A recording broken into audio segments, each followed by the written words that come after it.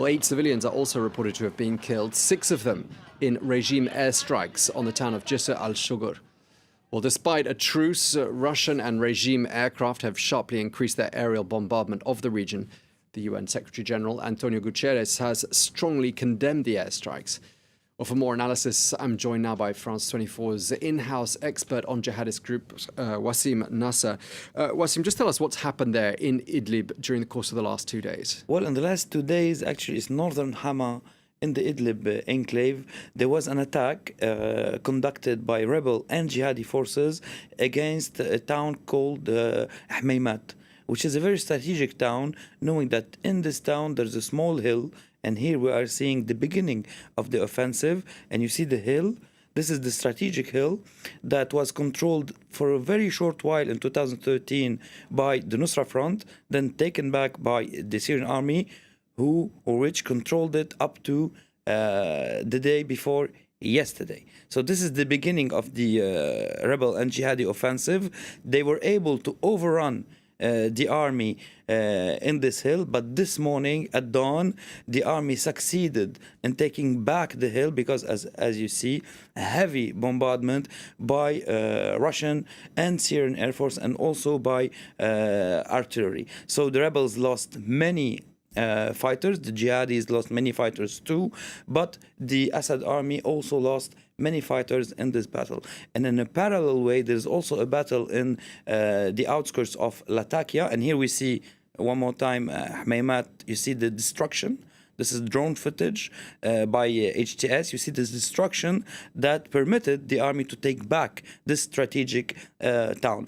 And in the same period, there was attacks in the countryside of Latakia, this time conducted by Harass-ad-Din, which is a faction close to Al-Qaeda. At the same time, we had those 2 attacks in the last 48 hours.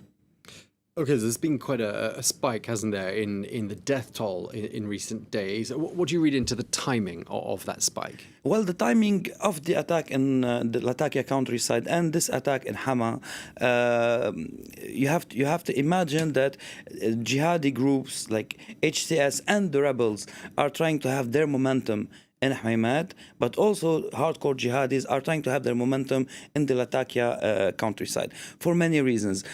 One particular reason is raising funds. You have to fight the regime to be able to raise funds. And if we look at this map here, we see the blue dots are Turkish observation points. The orange ones are Iranian observation points, and the red ones are Russian observation points. And you see Hameimat, where the fighting is ongoing. The gray zone is supposed to be the demilitarized zone.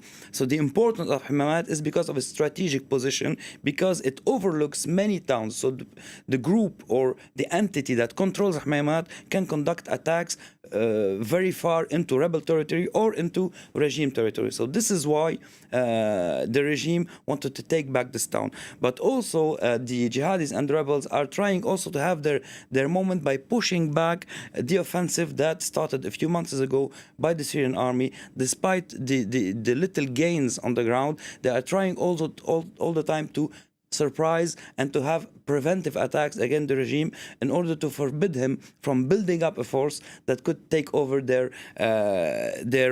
zones. And what we should see in particular is that since months the fight is here in this area between observation points. It didn't go any further on the other side of the map, like in western Aleppo. And we see that, for example, Iranian militias and Shia militias aren't getting involved in the fight up to this point. We had rumors of their involvement yesterday in Hameimat. It ain't confirmed yet, and it is a way for Iran to prove that it is indispensable on the ground and that Russian air power isn't enough to overrun the rebels, without forgetting the deals between Moscow and Ankara, that Ankara is staying on the side despite losing many fighters from regime artillery fire.